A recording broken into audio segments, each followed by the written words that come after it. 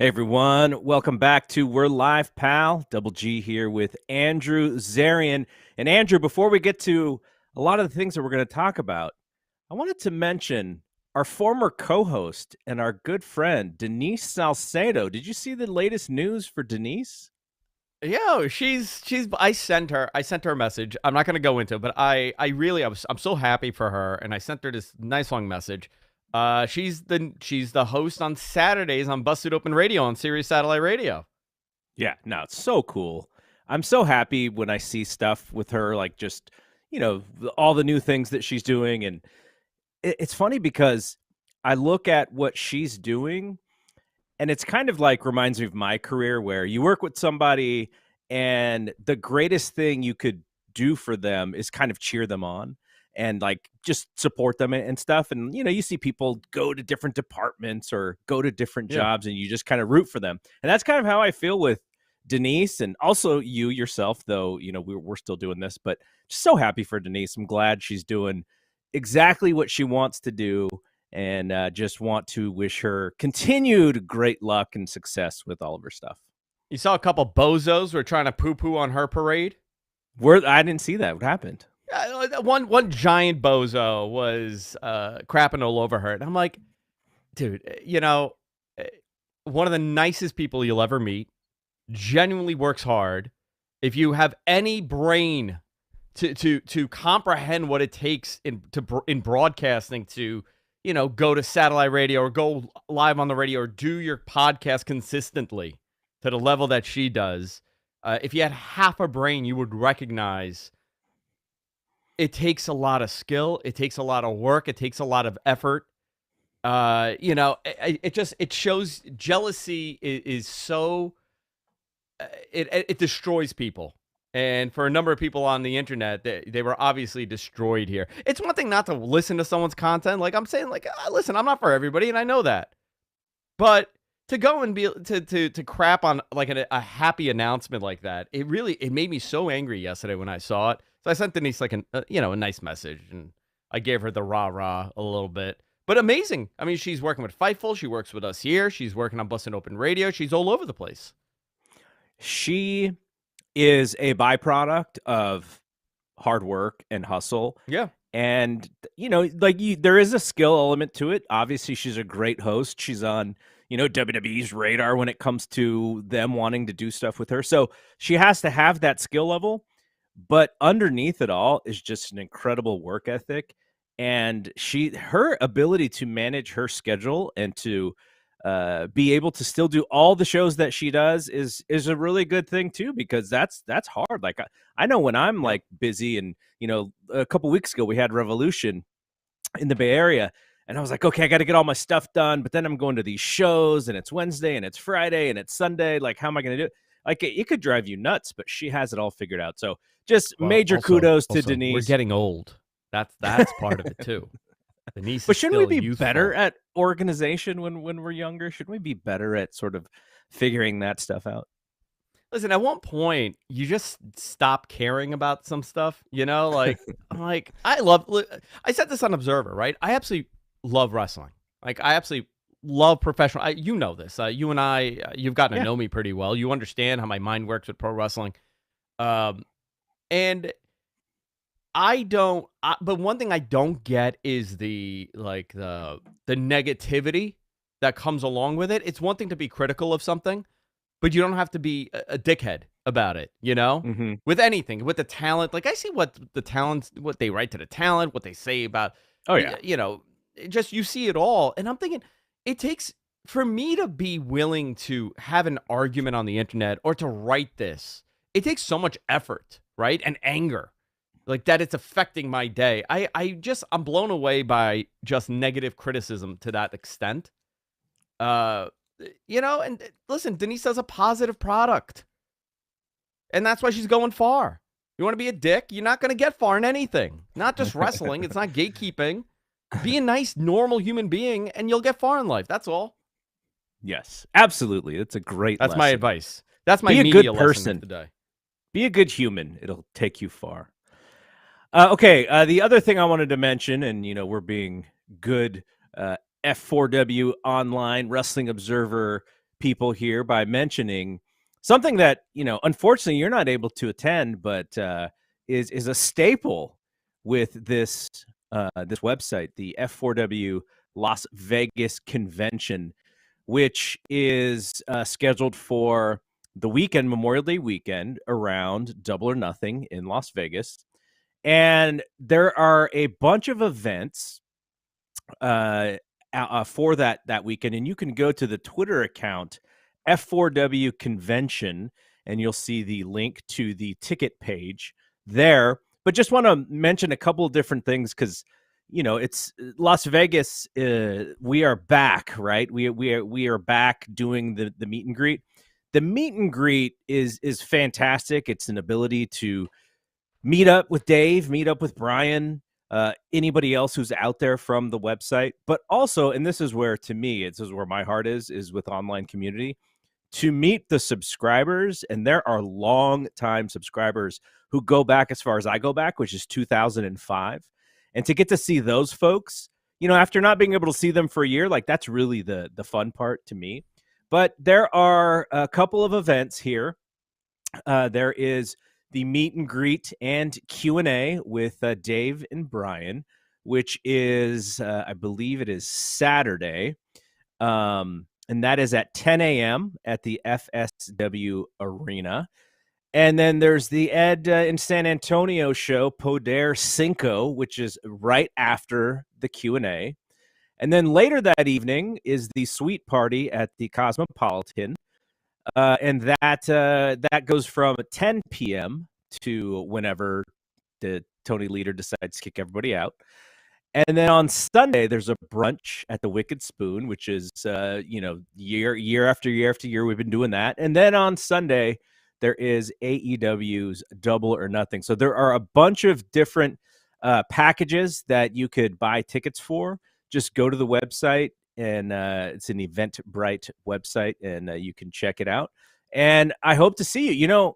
Andrew, one of the main reasons why I'm bummed that you're not going is because my wife is coming. Like, she decided to come this year and hang out with folks, and that would have been, I would have wanted her to meet my friend Andrew. Listen, if your wife was for it, I have a cool place that all of us could have gone to in Vegas. Okay. That I may or may not be affiliated with. Oh, yeah. That I may or may not be affiliated with. Yes, we could have done a whole thing. No, listen, I'm actually bummed I'm not going. It just, that weekend is ridiculously packed for me. Last year, I had to leave early last year because I had an issue at home. Everything was fine. My dad was sick, but for me, I wanted to stay. I wanted to have a time with everybody. I had a blast meeting everybody at that suite party. If you are part of the F4W community, if you are a subscriber at the Wrestling Observer, and you want to make this trip, this is it. It's great encouragement to get you there because everybody's such a nice, such a great group of people, top to bottom. Absolutely, everybody there, everybody's so nice, and everybody wants to just hang out and talk wrestling, and nobody's insane. Maybe a couple of people. Our producer Suncast was there. He's out of his mind. So, yeah, I remember last year because Suncast had to do some round trips when it came to switching hotels and stuff. Yeah, and we had the MJF situation last my Double gosh. or Nothing. Yeah. That was crazy, and I've probably been too frustrated about that situation than need be. Just because of how my weekend was shaped with everything relating to that. Between that, I want to ask you this, right? And this is a great question for the audience too. I know we talk about it often, right? But I'm still angry about everything that happened at Double or Nothing, right? Which I could kind of get over that because you could be like, is it a work? Is it not a work? Whatever, like it was.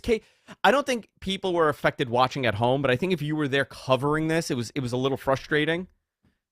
However, I'm annoyed with All Out. I'm still like, come on. There is a little bit of like a bad taste in my mouth whenever I think about that. And so I think it'll be different this year. We won't have. Listen, here's what we're gonna do. We're gonna send John Alba in place of Andrew Zarian. That's great. Nobody would know. Nobody would know. I bet you there would be a good number of those people who would go, "Oh, Andrew, you look a little different. You shaved, right?" There would be some people who did that. Yeah, no. Well, we're gonna have to 100%. Yeah, that would be good. That'd be awesome. All right, no. So just go check it out if you want to come and hang out, and it'll be a good time. And that the people I think a lot of people are a little hesitant if they've never been before because they're like, "Oh, I don't know. Am I going to see people? Who am I going to hang out with?" Just go, and people are so nice, and they're going to want to hang out, and they're going to want to show you the ropes and everything. So I would just say go if you're just thinking about it. All right, let's talk about WrestleMania. So I told Andrew we were going to do something about the build to this show called Hot or Not.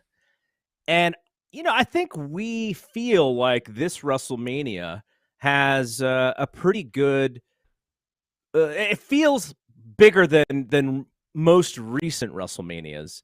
And I do get some feedback from time to time when we talk about that, and they go, well, to me, it really doesn't. It feels like the same old, same old. So I wanted to go through the big matches with you, Andrew, and see if you thought from the build perspective, obviously we won't know how the matches actually are until later, but from the build perspective, do you feel like the big matches are hot in the build or not? Maybe they're not. And I have some let's go down the card. that are definitely not.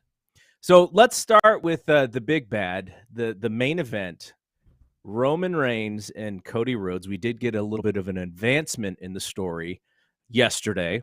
Or last night. I thought Roman's promo was awesome. Cutting Cody down for being a quitter. What'd you think of Cody's side? I liked it. I liked it as well. I thought he tried to tie some things into the storyline of the bloodline and how the bloodline has been working into, well, guys, Roman, what's going to happen when you lose? Everyone's going to leave you because the only reason they're here is because you're the big bad. You're the champ. You know what I didn't like about it? There was I thought it was a very good segment to build the story, right? The end was even better with Solo, kind of not leaving with Roman and wanting. You could kind of see that they're connected, in a way. Maybe that'll be the future feud for Cody. However, Roman is telling him pretty much like, you sucked here and you couldn't cut it and you didn't want to do your job, so you left. And when you didn't get over at the other place, you also failed that place and left and came back. And Cody, instead of Cody saying like, I didn't leave because I was failing, I left because you idiots put me in makeup. Right? Wouldn't that be the line? Instead of, you know what, Roman, you're right. I failed. I did leave. I did run away. Maybe he really does believe it's a failure, right? Maybe he thinks that, okay, well, I didn't do a good enough job to make myself look like a main eventer in the eyes of the people who were in charge, and thus I had to leave and come back, which we know is a great way to do that, right? Drew McIntyre did it. And I know Drew's you've been making this point forever about how, if not for the pandemic, Drew would be a much more giant star than he is today. Absolutely. But he left, came back, and came back bigger. So that formula seems to work. And maybe in his heart of hearts, he really does believe that he didn't do a great job and he had to leave in order to come back. Yeah, I don't know. Listen, this is my opinion. I'm sure it was if I'm going to nitpick, that's my nitpick, right? Because I think Cody needs to, I think Cody's doing great. But if I were to do anything, I think they've kind of realized to get away from like my dad's legacy now. They're not really doing that as much. They pulled back the last two times Cody was talking. Well, can I tell you the only part I didn't like about Cody's promo was when he told Roman, stop bringing up my dad. It's like old news. And I'm like, dude, you're the one who brings him up more than anybody else. What the heck? Let me blame Roman for that. Listen, man, that was the only part Cody wins. I want Cody to win. I want him to win. Not because like, I don't think Roman's doing great in it or it's lost steam. I think it's time to have some sort of emphasis on like, oh, okay, this is the babyface.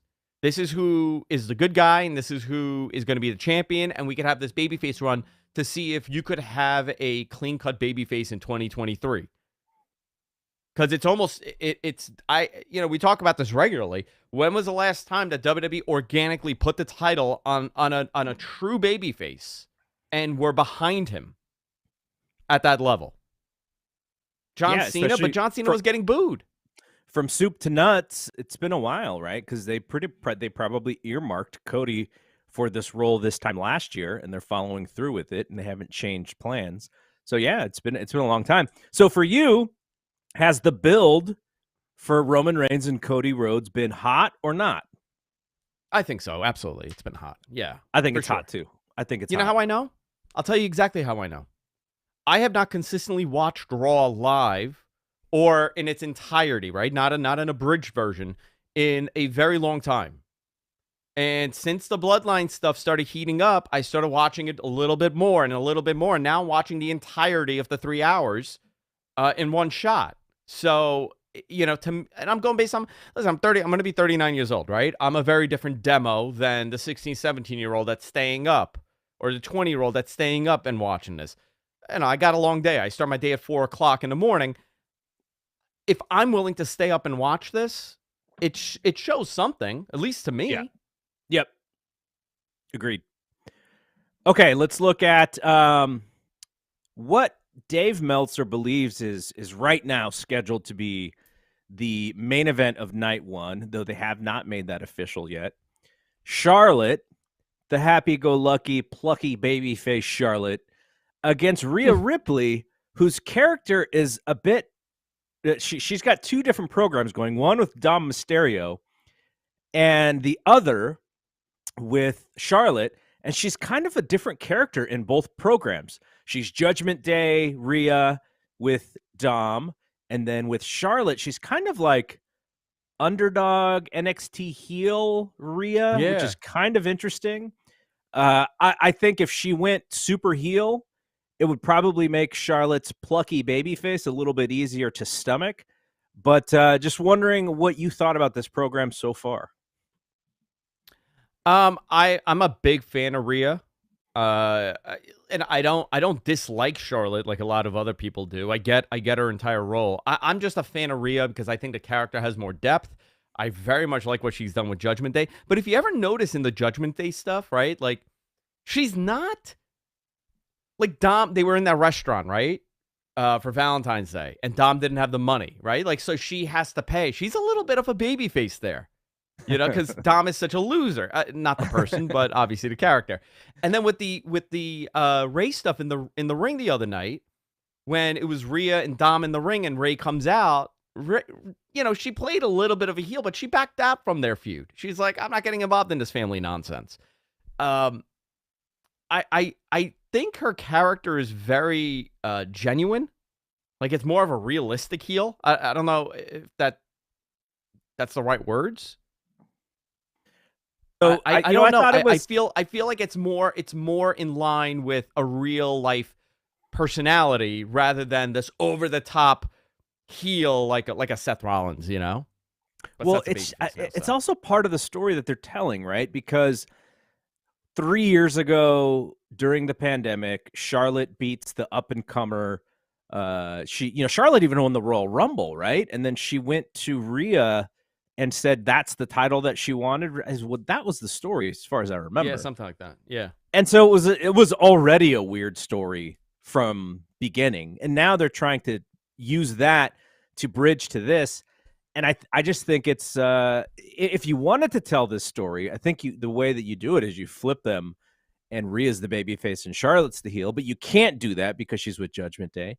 And so what I kind of wonder if they will double turn at WrestleMania, because Charlotte's character, on-screen character, is not doing anything interesting in the build. And so for me, this one is not, even though I'm looking forward to the match because I think they're going to have a good match, but the build and, making this a main event of night one, if that is the case, and that can always change, to me, this one is a not. What about for you? I agree with you. I want to see Rhea win, but I'm not invested in the story. But I think you're right. The Judgment Day stuff has taken more precedence than this match. Yes, I agree with you. I mean, and that's wild because this is a world title match, you know? All right, let's move on to Seth freaking Rollins against Logan Paul. They had a impulsive segment on Raw last night. And in this segment, Logan was trying desperately to get boos, but I wonder if he went off script or whatever his bullet points or whatever his memorized promo was, maybe he forgot some of it. I didn't think this was his greatest showing. In one sentence, he said that Seth Rollins is top 3 in the world of wrestling. And then in the other, at the end, he said that Seth sucks. So I don't know. There's a little bit of an inconsistency there. And I'm not, he doesn't do this full time. So, I'm not going to give him too much crap. But then Seth comes out and they do their little brawl. And then Seth gets knocked out by Logan Paul's terrible overhand right again. So Seth is eating the fist now twice. And I imagine that will lead into whatever the finish is for their match. Hot or not with this storyline, Andrew? I'm only going to go hot because I actually enjoy seeing Logan Paul wrestle because he's not a wrestler, but he wrestles at such a high level. That's my, I'm interested in seeing him wrestle. I'm not really drawn to the feud. I'd like to see Seth do a little bit more of a tweak to his character and not be this insane person anymore. I like a serious Seth Rollins, but as far as the match goes, I want to see the match. Because I want to see what they're going to do, and I know that they're going to do some crazy stuff in the match, and Logan's going to, every time he wrestles, he's even better than the previous time. So I'm looking forward to seeing him in a match. But as far as the feud goes, it didn't do much for me. Okay, so I'm going to go not, and the reason is because I thought their best stuff was during the sneak attack at Elimination Chamber. I was looking more forward to the match at that point than after watching Logan Paul lay Seth out. So I'm going to say not, but it's more so because of the last bit of TV. Now they could change my mind next week if they do something different, because next week will be the go home stuff. So, but yeah, I just think I think there was some heat to it that was there, and I'm not sure after last night that they were able to keep it going, but maybe they haven't, and maybe some people in the chat feel differently. Okay, Bianca Belair and Asuka. This they finally were tag team last night, and then Piper Niven was going to squash Asuka. Bianca pushed her out of the way. Then Bianca won the match. Asuka got mad, laid out Bianca. This is really the only time so far during this feud that they've actually tried to get some heat on Asuka. They did some goofy stuff with her and the color in her mouth spilling out of her teeth and Bianca getting freaked out. But to me, while this very well has a chance to be maybe the best wrestling match on either night of WrestleMania, because both women are so good, I'm just, there's nothing that's happened so far that really makes me want to see them fight. And it's more like a respect kind of thing, because Asuka's great and Bianca's great. Maybe if they would have gone that way, maybe it's more interesting. But I don't know. I don't feel any heat for this program at all. And outside of the fact that I just respect both women and I think they're great, that's my only real reason to want to watch the match. So I'm going to go not for this one. Yeah, I'm not. They haven't built it enough for me. I'm sure it's going to be a great match. I'm really into Asuka, and I'm really Bianca's fantastic. I'm into her, but it hasn't come across as like I need to see this. Yeah, agree, 100%. All right, what about Big Brock Lesnar and Omos? Oh yeah, I'm thrilled for this match. Are you kidding me? This is the match of of both nights. So, I'm watching Raw, and I look for opportunities to fast forward, right? Because there's so much stuff on Raw that you don't need to watch, right? You just don't need to watch certain segments and commercials and hype and video packages. Like if you watch it last week, you don't need to see it again. And so I know why it's there. I get why it's there. It's WWE reminding people or catching people up, or maybe people haven't checked in for a while and they're helping people get connected to what's happened in the past. I get that part. But for me, I don't need to see it. And so they start this video package with Brock Lesnar and Omos. They talk about Brock's wingspan and the size of his hand. And I had my thumb on the fast forward button, and I just never pushed it.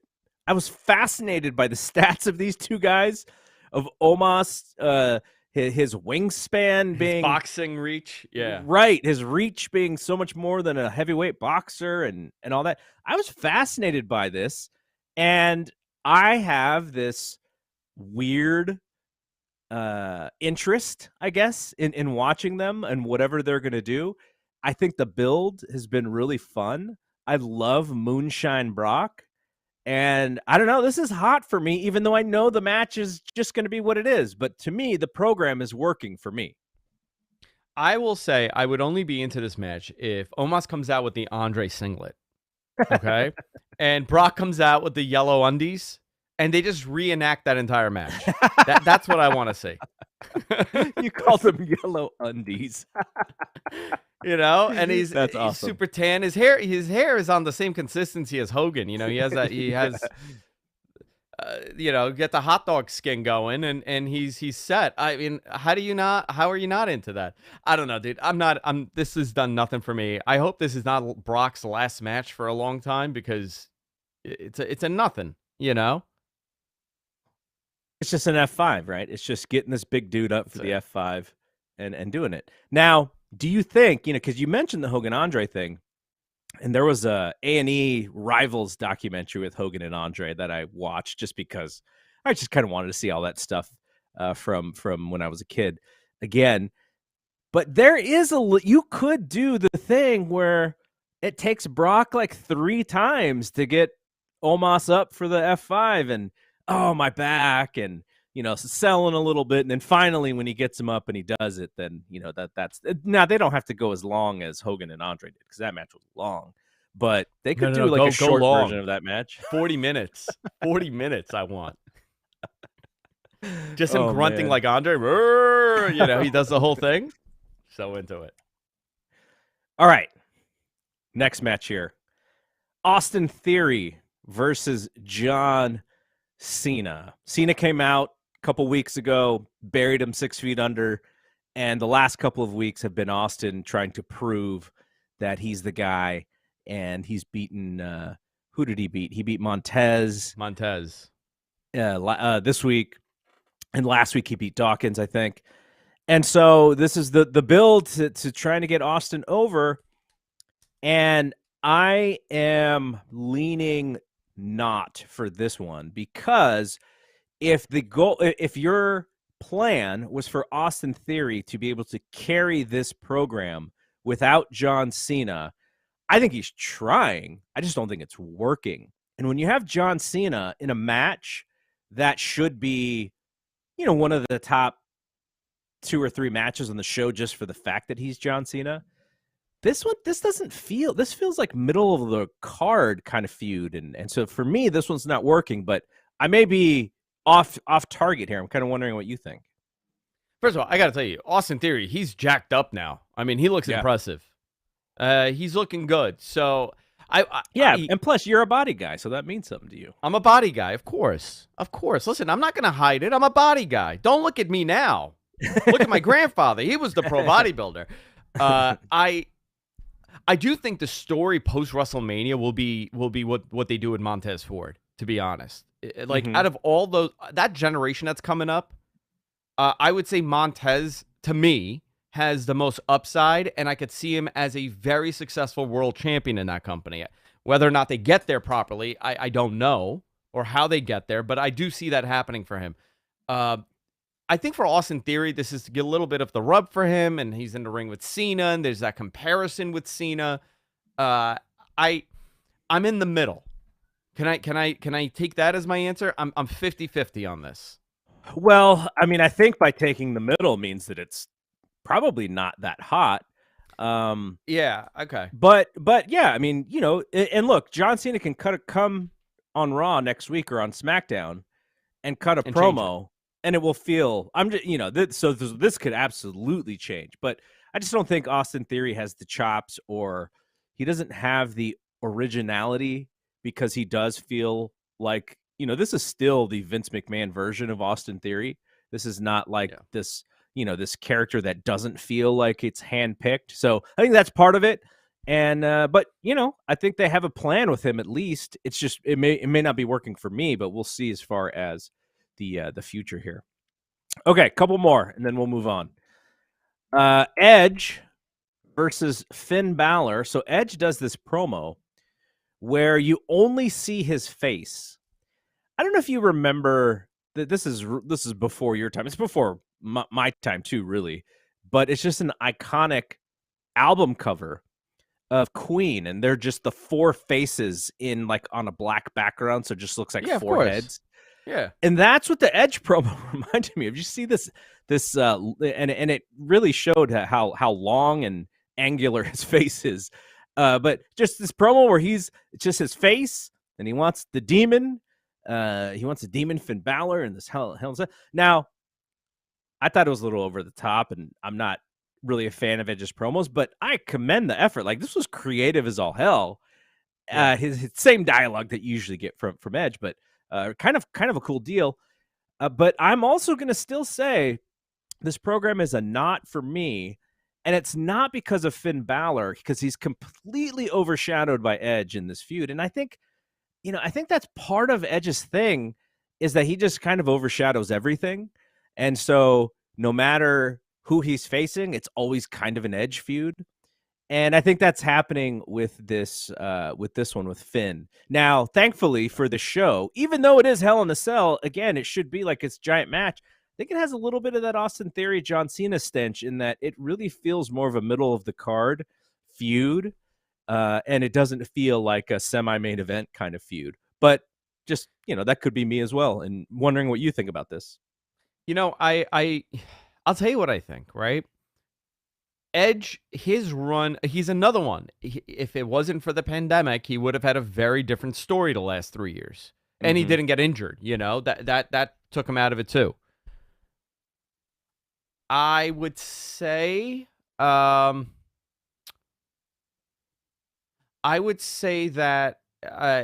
I'm not that interested, but I know the match will be fantastic. Yeah. And I think you can say that. You got two amazing people in that ring. Look, all the ones that I've said not so far, I'm still expecting the matches to be good. It's just, how is this built? Because, and also, historically, back in the day when I was a kid, WrestleMania, the build was literally about one match. It was whatever match Hogan was in, and everything else just filled out the undercard. So from an actual wrestling standpoint, these matches are going to be 10 times better than whoever King Haku was fighting on a WrestleMania undercard, right? So the matches I think are going to be good. It's just my feeling about the build. And to their credit, the top feud does feel hot, and I think that's probably what's driving a lot of what we're talking about. Okay. Absolutely. Last one. Or no, I got two more. Dom and Ray, which is not official, but we know it's leading there. Dom says that he's going to tell his mom about his dad. Like that's where Dom is right now. I'm telling mom that you have to fight me. And that's where the next part of the storyline is going. Ray has said time and time again, not fighting you, dude. You're a spoiled brat. And Dom keeps coming out, keeps challenging the old man. We think it's going to actually lead to something happening at the Hall of Fame, where Ray is the big he's the big Hall of Fame entrant this year. And even though this thing is as slow as molasses as can get, I still dig it. I love it. I love everything that Dom's doing. Dom screws up on his promos a lot. You could tell that he's thinking, and sometimes he doesn't get the words out exactly. But like that doesn't matter for me, like it does with some other wrestlers, because I know I'm like, this is just Ray's shitty kid. Like, he's not supposed to be great at this stuff, right? So I really love this, though. It's one of the best builds for me, and this one is way hot for me. I'm really into this because I want to see a couple things. One, I want to see at the Hall of Fame, like, first of all, how are they going to explain that he's sitting there, right? Or he's not there? Maybe he takes that as his godfather. He takes that Conan, does something, and that gets Ray to get into the match. I don't want to see Conan that gets Ray to do it. Remember, we saw Conan take a bump in AEW. That was not good. We did. That was not good. But you could do something where, like, they cut to the back and he's laid out or something. Yeah, totally. You have a very unique opportunity to do something unbelievable. You have a father and a son. One wears a mask and one has the worst haircut, the worst mullet from 1993. God damn it. A hair versus mask match to end Ray's career? If he's planning on retiring, you could do that. You could tease it and have, him chop that hair off. Yeah, that'd be great. You have a very unique I know that they don't like doing hair matches and mask matches in WWE like that. However, you have a very unique opportunity that you rarely get like this. And normally these like family feuds don't really work too well. And I think this is working. They've done a really good job at this. I'm intrigued by it. I just want to see Dom get the crap kicked out of him at this point, which is exactly how you should feel. I really like Andrew Zarian, the booker here. You could have, so we're just kind of goofing off here. I don't think this may or may not, I don't know. We get to the Hall of Fame. Conan is going to be the presenter.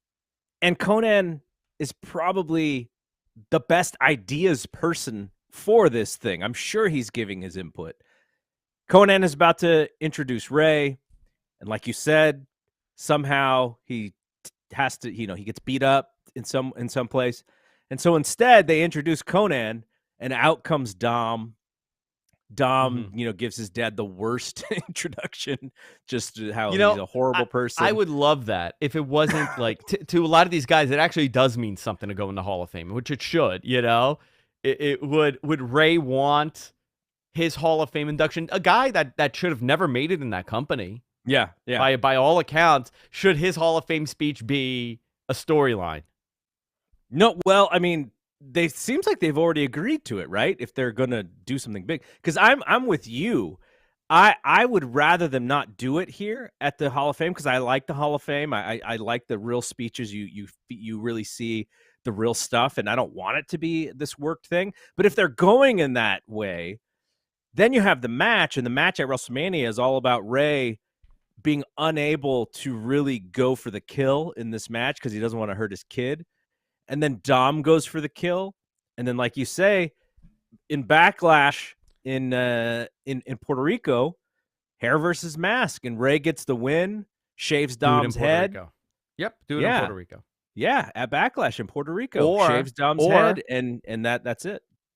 Or Dom wins, rips that mask off, and he gets pegged by 20,000 batteries. No way. I don't want to that could happen. I want to see that. A bunch of double A's just getting thrown. Oh man, that would be crazy. But I do think they would, if they wanted to go the heat way, that they could do that as well. No, I'm into it, man. I think they've done a good job. And Dominic, say what you want, but he's thriving in this role. This was the best thing they could have done. Yeah, totally. Okay, last one, and I think we'll have the same answer here.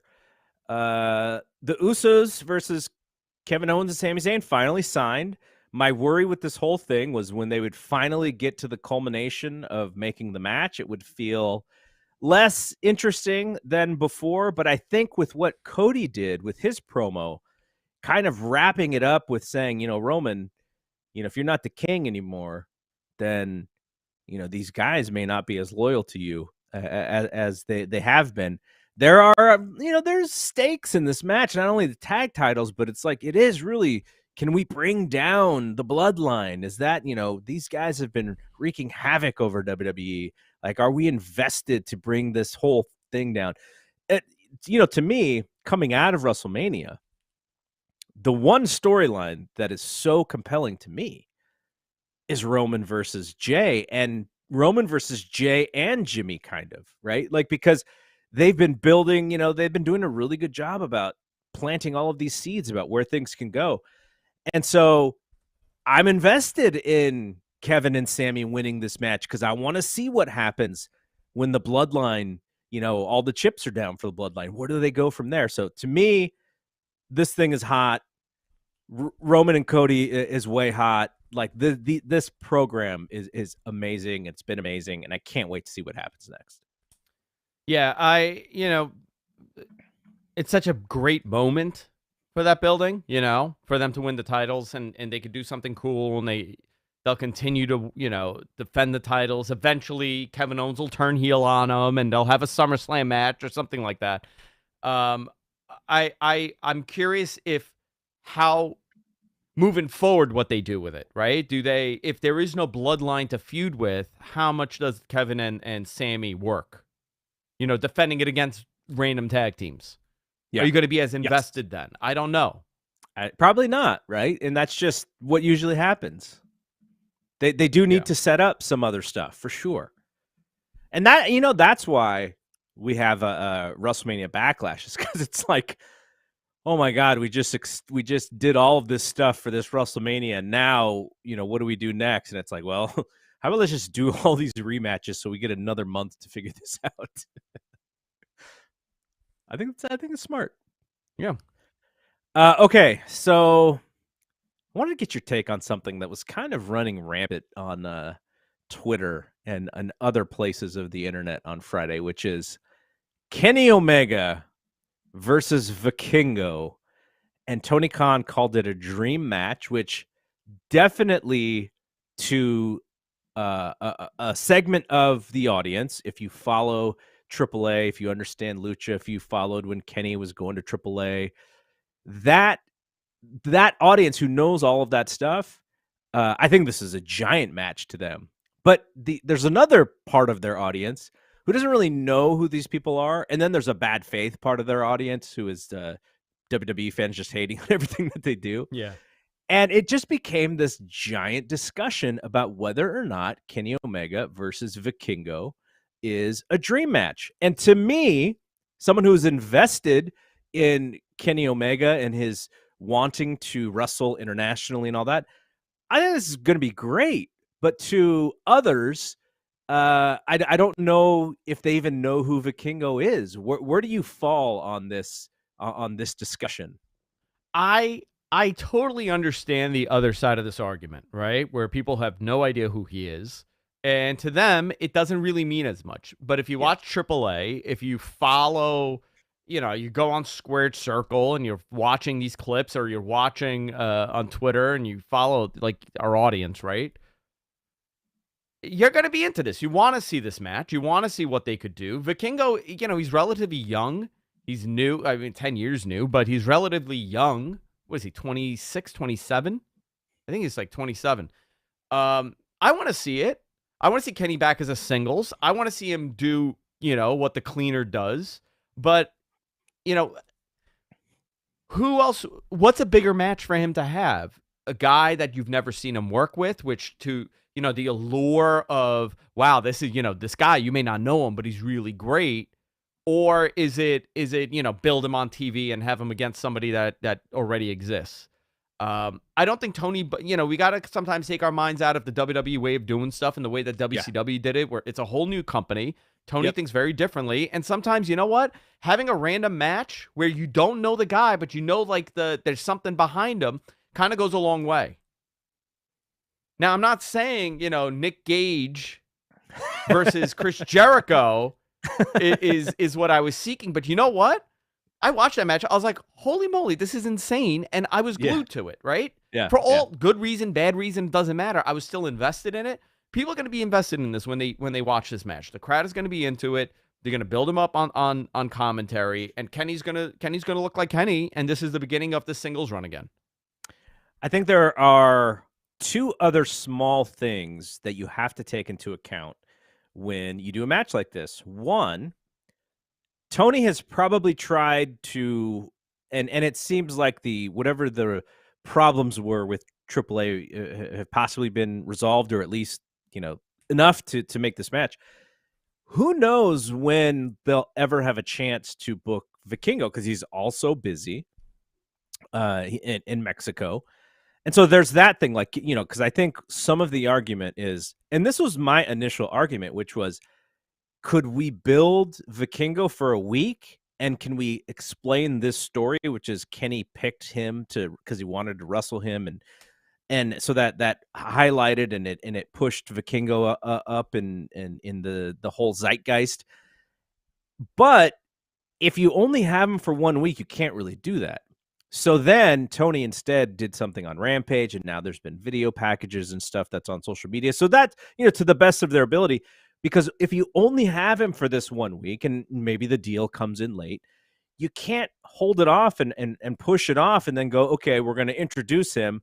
And then who knows when we can even bring him back, just because, so I think a little hard to do that probably. And who knows, maybe they can still work together, but that's just sort of how I felt. And here's another small thing, because the other conversation about this is, well, AEW has a lot of other folks who Kenny Omega could wrestle. And why don't they get the rub from having this big match with Kenny Omega, who hasn't had a singles match on Dynamite in 2 years or whatever it was? And my suggestion to that is, because Vikingo does not work for your company, you can beat him and not worry about it, right? Because, let's say it's Jungle Boy. Now, it wouldn't be Jungle Boy because Jungle Boy is now in whatever it is with MJF and the Pillars and such. But let's say it was someone like Jungle Boy. You go, okay, great match. Kenny's going to beat this dude, and then we're going to move on.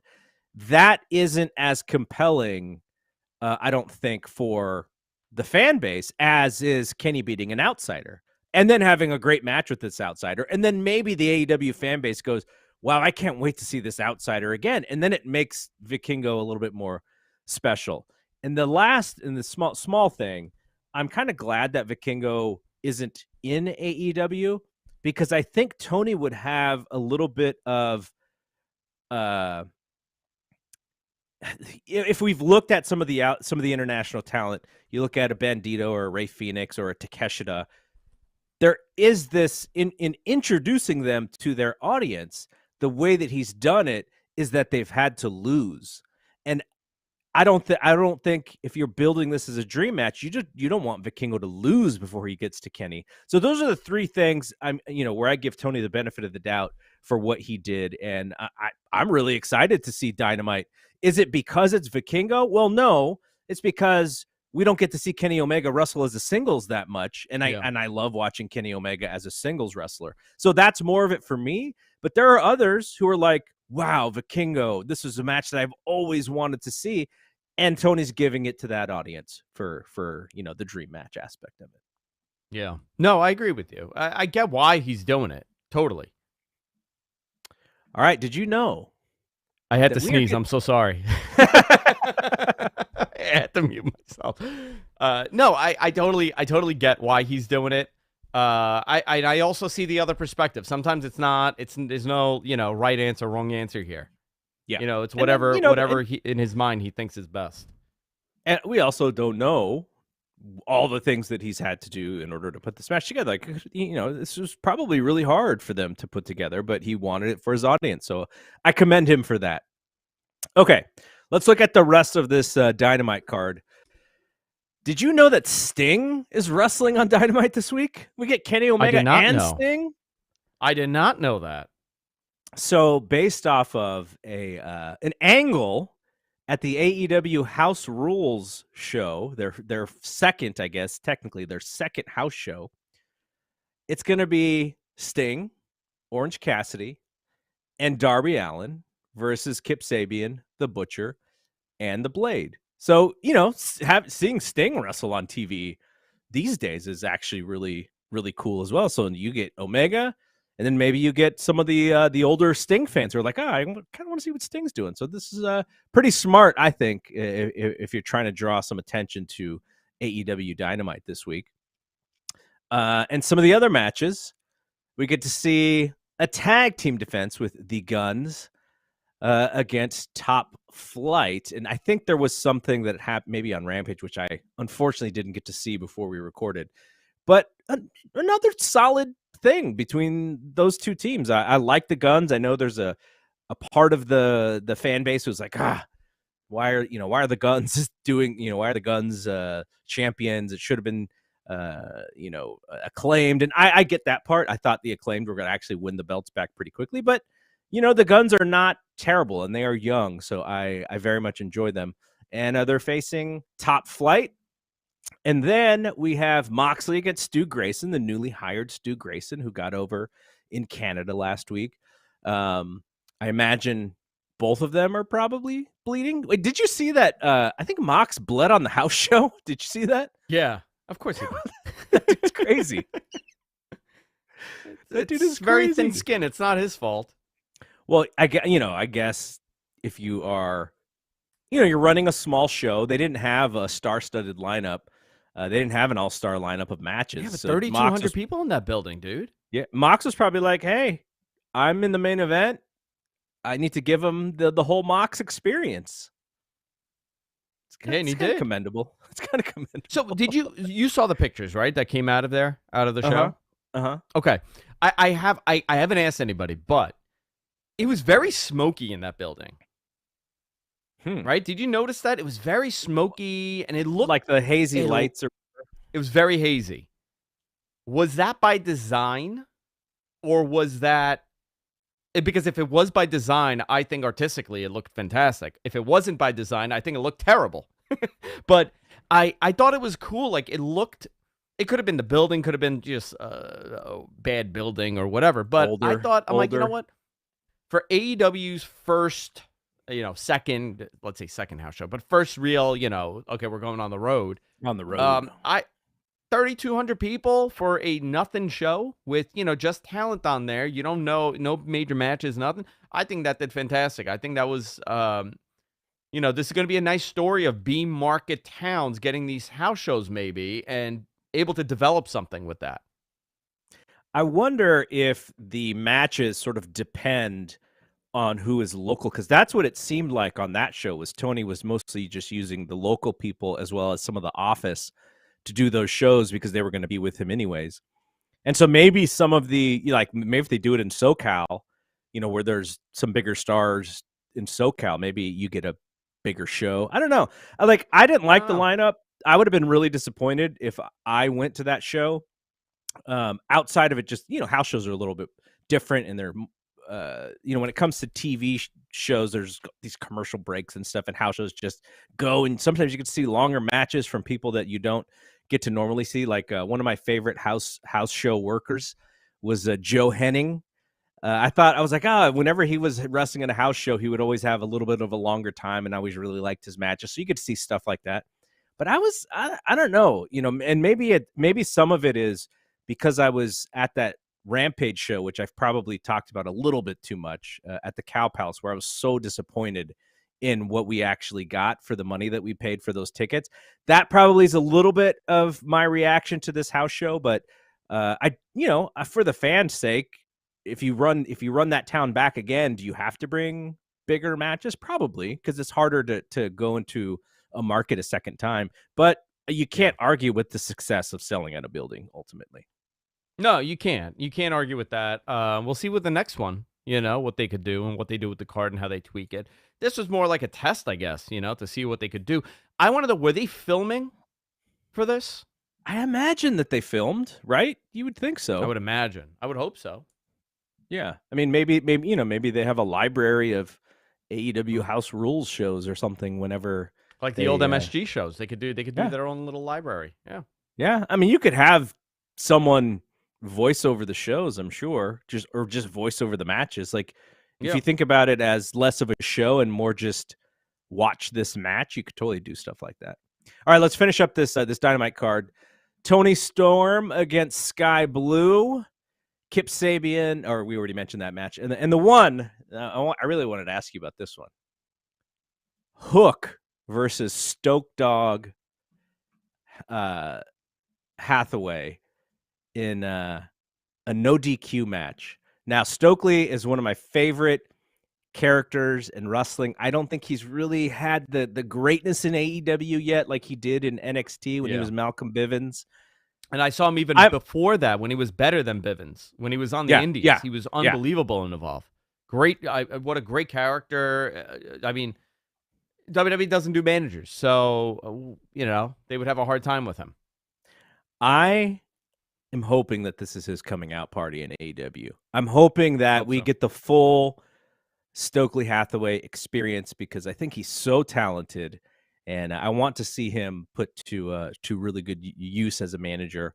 And he probably needs a top act or two would be nice and helpful for him. But I'm looking forward to just this because I like him as a personality. He's going to do all the gaga for Hook and then, get beat up and get hooked. But I'm looking forward to that for that reason.